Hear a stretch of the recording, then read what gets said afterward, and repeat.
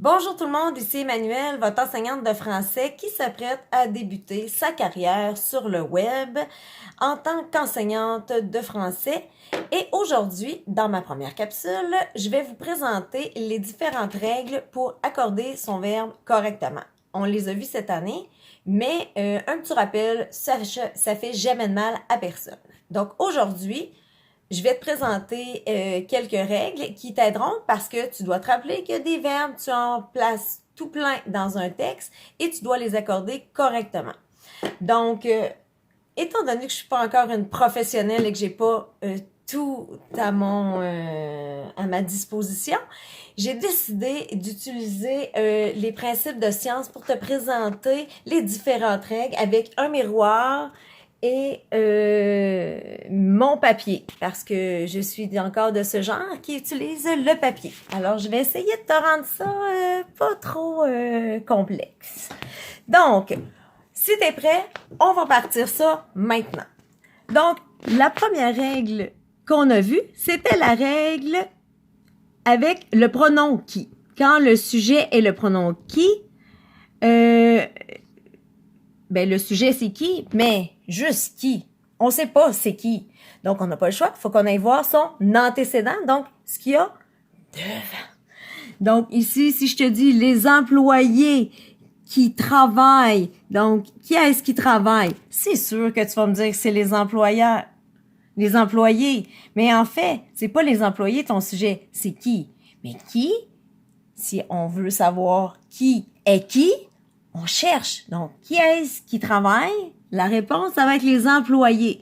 Donc, tu vas trouver tu m'excuseras, ton qui va être ton sujet et après, tu vas aller voir ton antécédent plus loin et c'est lui qui va t'indiquer si il est au singulier, au pluriel, etc. Ça, c'était ta règle numéro 1. La règle numéro 2 qu'on a vue cette année, dont je t'ai parlé, une des règles, c'est que parfois, un sujet, c'est pas juste un mot. Un sujet, ça peut être une idée. Donc, une idée qui peut commencer par un verbe à l'infinitif ou qui peut débuter par par que, finalement. Donc, par exemple, on te dit quand ça commence par que, ou c'est une subordonnée infinitive, donc il y a un verbe à l'infinitif au début, ben, tu mets ça à la troisième personne singulier. Un petit truc, tu as juste à mettre le remplacer par le pronom cela. Donc, cela, quelque chose, ça va mieux fonctionner que le il, par exemple, parce que cela remplace très bien une idée. Donc, si tu vas voir, je te dis refuser d'agir convenablement peut. Donc, qu'est-ce qui peut avoir une incidence quand je regarde ma phrase? C'est de refuser d'agir convenablement. Donc, tout ça, c'est une idée et je peux pas attirer mon attention sur un seul mot. Donc, ça, c'est quand ton idée commence, si tu remarques, avec refuser et ton refuser est à l'infinitif. Donc, si tu poursuis on poursuit l'explication, je te dis que tu trouves ma méthode brillante m'amène à te dire de faire comme moi. Bon, je le sais qu'en ce moment, je fais preuve de beaucoup de créativité et c'est très bien. Fais de même, tu vas voir. C'est fou ce que notre cerveau peut nous offrir des solutions parce que ce que je dis à chaque jour, quand il y a un problème, il y a une solution. Alors, voici ma solution. Je retourne à mon miroir. Donc, si tu as une phrase qui commence avec que, mais elle commence par que, mais qu'il y a une autre phrase après qui continue. Donc, si je te dis que tu trouves ma méthode brillante m'amène, qu'est-ce qui m'amène? C'est pas juste ma méthode, c'est que tu trouves ma méthode brillante qui m'amène à te dire de faire comme moi. Donc, tout ça, c'est une idée. Et quand c'est une idée, on le remplace par cela. Donc, ça, c'est la deuxième règle que tu peux avoir. Tu te retrouves ensuite avec la troisième règle qu'on a déjà vue. La troisième règle, c'est lorsque le sujet et le verbe sont inversés. Bon, c'est sûr, si tu poses une question et tu me demandes « Aimes-tu être enfermé dans ta maison? » La réponse va être « Non. » Aimes-tu aller dehors? Oui. Mais si tu remarques, j'ai inversé mon sujet et mon verbe. Donc, quand je fais ça, il faut juste que tu considères que ton sujet n'est pas placé au même endroit. Donc, j'ai modifié ma phrase. Donc, ça se peut que, dans le premier cas, qu'en pensez-vous? Ici, c'est une question.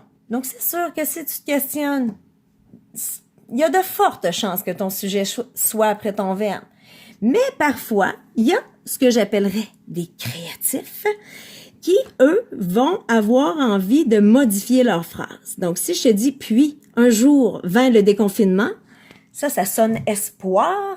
Donc, ici, qu'est-ce qui vint un jour? Le déconfinement. Bon, c'est un rêve que plusieurs souhaitent et ça arrivera. Faut garder espoir. Donc, ici, mon sujet est après. Donc, ce que j'ai fait, c'est qu'au lieu d'avoir une phrase groupe sujet, groupe verbe, j'ai modifié et j'ai joué avec les morceaux de ma phrase. Donc, je les ai déplacés, ce qui peut faire en sorte que parfois, mon sujet va être après. Ça, c'était la règle numéro 3.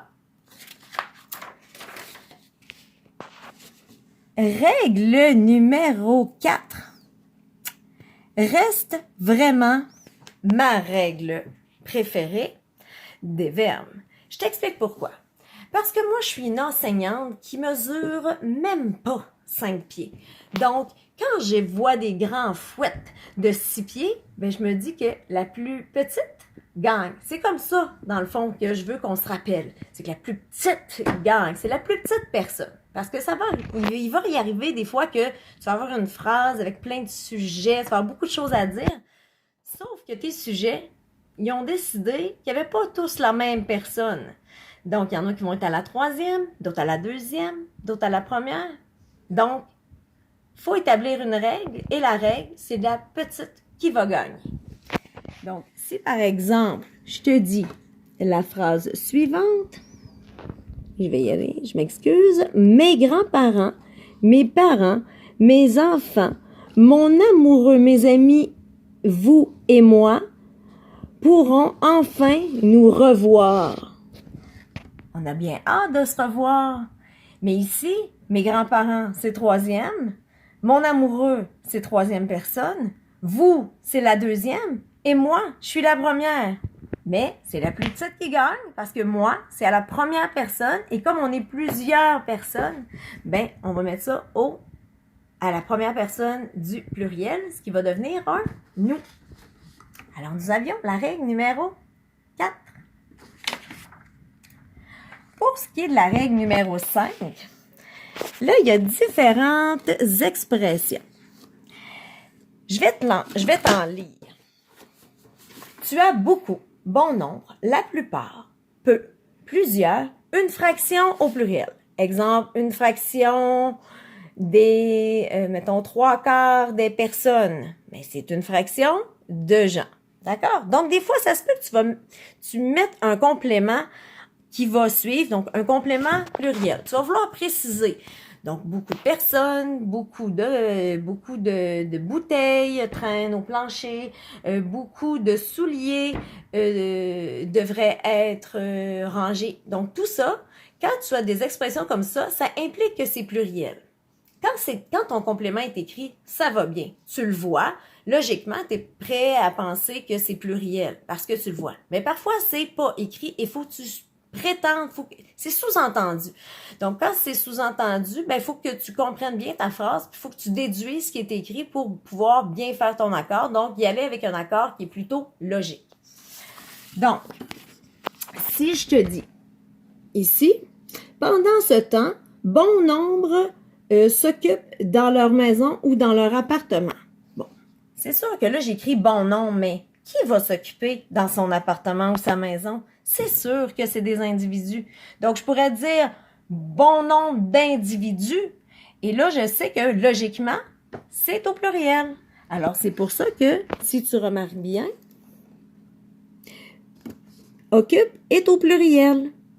Mais, si moi, j'ai écrit une phrase avec le complément, puis je me suis pas beaucoup cassé la tête, ben j'ai écrit « Beaucoup d'individus craignent ». Mais là, mon complément, il est là. Je le sais que c'est beaucoup d'individus, donc je sais officiellement que c'est pluriel. Donc ici, il n'est pas sous-entendu. Il est clairement écrit, donc là, mon accord se fait beaucoup plus facilement.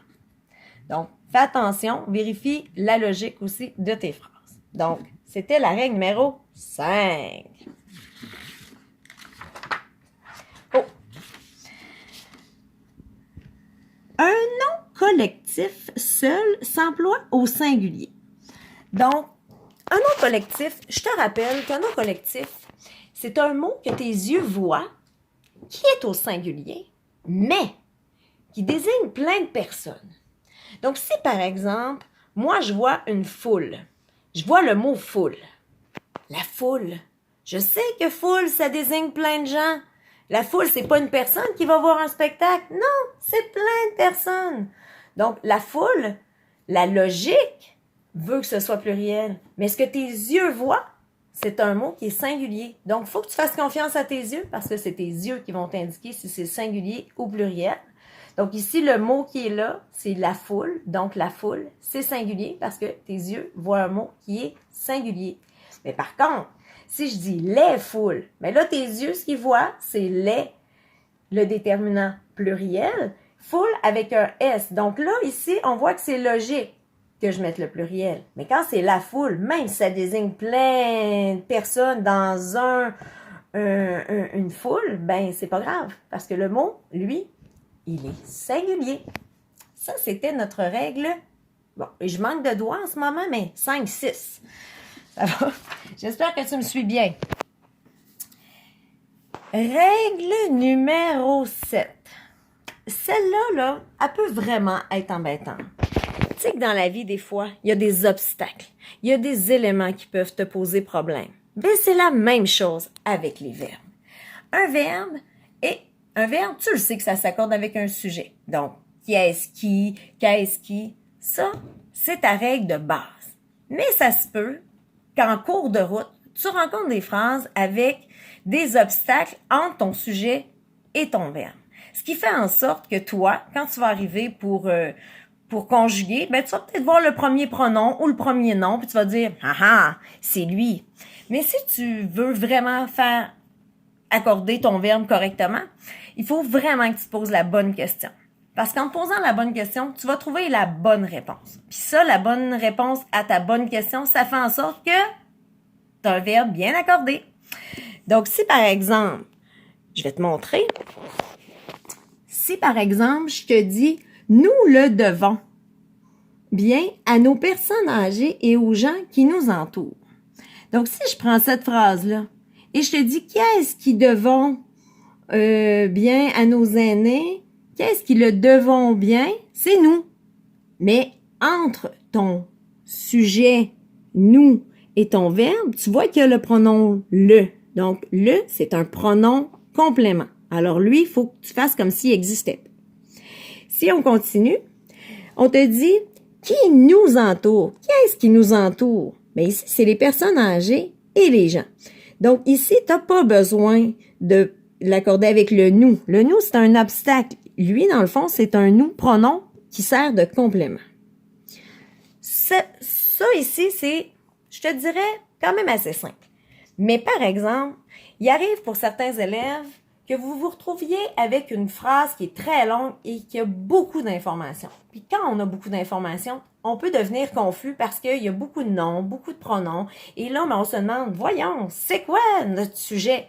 Donc, faut pas sauter sur le premier nom qu'on voit parce que, encore là, il faut se poser la question. Donc, un petit truc, je te conseillerais de bien lire ta phrase, de la relire pour être sûr de saisir le sens. Puis une fois que tu as compris le sens de cette phrase-là, bien là, ton accord risque, quand tu vas te poser la question, tu vas avoir compris la phrase, donc la logique devrait, la réponse que tu vas donner devrait être logique avec ce que tu as compris de la phrase.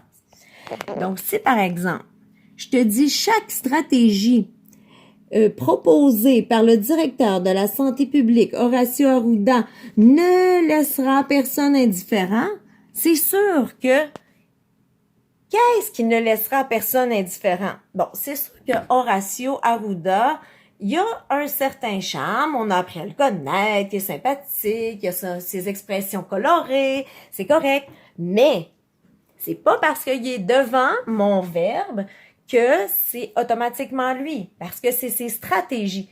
Donc, des fois, tu vas avoir des phrases avec un long complément du nom. Et si tu enlèves ce complément du nom-là, mais tu vas retrouver la phrase de base, celle avec peu d'informations, et ça devrait t'aider. Ensuite de ça, tu as les adverbes aussi qui, des fois, vont se placer devant, surtout les adverbes de négation. Donc, juste savoir qu'un adverbe, ça s'accorde pas, c'est invariable, donc tu laisses comme ça. Alors, il faut ici que tu fasses attention aux écrans, aux obstacles que tu pourrais rencontrer. Règle numéro 8. Chacun désigne une réalité qui est singulière. Si tu dis chacun ou chaque personne dit salut, bien c'est sûr que si tu dis chaque personne dit salut, c'est pas tout le monde en même temps qui va crier salut! Non! Ça va être une suite. Salut! Salut! Salut! Salut! Salut! Salut! OK? Tu vas voir l'effet un à la fois. Donc, chacun, c'est singulier parce que c'est un à la fois. C'est la même chose avec le déterminant chaque. Si je te dis, prends chaque crayon, tu prendras pas tout ton coffre à crayon, tu me le renverseras pas. Tu vas en prendre un à la fois. Sinon, tu n'auras pas compris que je veux juste que tu en prennes un à la fois. Donc, c'est sûr que ton chacun est singulier. C'est important que tu t'en rappelles. Donc, dans la phrase « Chacun doit faire sa part », qui est-ce qui doit faire sa part? Chacun. Et c'est troisième personne du singulier. C'était notre règle numéro 8. Il nous en reste 3. Donc, ici, bon, mes élèves, à chaque année, subissent mon talent de chanteuse pour se rappeler qu'un participe présent, ça se termine en « an ». Alors, juste pour... non, je te le chanterai pas. D'un coup que tu auras envie de partager ça puis de faire connaître mon grand succès, je préfère que tu le gardes dans ton cœur. Mais sache que ton participe présent s'accorde, dans le fond, se termine avec ANT, tu l'entends. Alors que si tu mets ENT, tu n'entends pas le ENT. Il s'entend pas. C'est le verbe à l'indicatif. Donc, faut que tu penses que mordant, quand tu entends le son « en », c'est le participe présent. Et au participe présent, peu importe qui l'accompagne, lui, il reste fidèle à lui-même. Il ne s'accorde pas. Il reste ANT, peu importe ses voisins et ses comparses de travail autour de lui. C'est comme ça, ANT. Mais fais attention parce que des fois, un mot peut être un adjectif qui se finit par ANT et là, ça va s'accorder. Alors, c'est important que tu arrives à vérifier est-ce que c'est un verbe au participe présent ou c'est un nom, un adjectif. Donc, c'est à toi de vérifier selon le sens de ta phrase et des indices qui sont près de ce mot-là. Bon, la règle 10 n'a plus de secret pour toi depuis ce temps, je l'espère. Donc, la règle de base, un verbe s'accorde avec un sujet et on se pose la question, qui est-ce qui plus le verbe ou qu'est-ce qui plus le verbe? Donc, si par exemple, tu me dis, qui est-ce qui chante? Ce n'est pas Emmanuel, c'est d'autres chanteurs. Eux, c'est leur métier. Mais qui est-ce qui chante? C'est les chanteurs. Donc ici, c'est un sujet et je pose la question qui parce que c'est une personne. Si je te dis la tarte est succulente, qui est-ce qui est succulente? Je veux pas que tu me dises qui. C'est pas qui est succulente. Je veux que tu me dises qu'est-ce qui est succulente. Je m'attends à un objet, un élément. Donc c'est vraiment important que tu te poses la bonne question. Voilà. Fait que, la règle de base, c'est celle que tu devrais utiliser. Et ici, par exemple, dans cette règle de base-là, il faut aussi que tu comprennes que des fois, tu vas arriver avec un sujet. Tu vas arriver avec un verbe et un sujet, mais le sujet a la caractéristique de représenter rien ni personne. Il est impersonnel. Donc, comme il est impersonnel, bien, il remplace rien. Hein? C'est ce que ça dit. Impersonnel, pas de personne. Donc, si tu dis Il pleut, il neige. Sais-tu qui est il? La réponse est non. On ne sait pas. On ne sait pas. On ne sait pas. Mais si je te dis, il parle pour ne rien dire, je serais capable de sortir des noms. Il y en a pour qui leur prénom me viendrait facilement. Donc ici, le « il » est remplacé. Donc c'est pour ça qu'on dit que c'est un verbe personnel avec un pronom personnel parce que le pronom, il remplace une réalité. Donc voilà. Alors, c'était la première capsule sur l'accord des verbes avec les 10 règles. Donc, c'était la capsule numéro 1. C'est quelque chose, mais en tout cas, j'espère que tu auras compris et du moins que tu l'utiliseras pour réviser tes règles. Et sur ce, à la revoyure!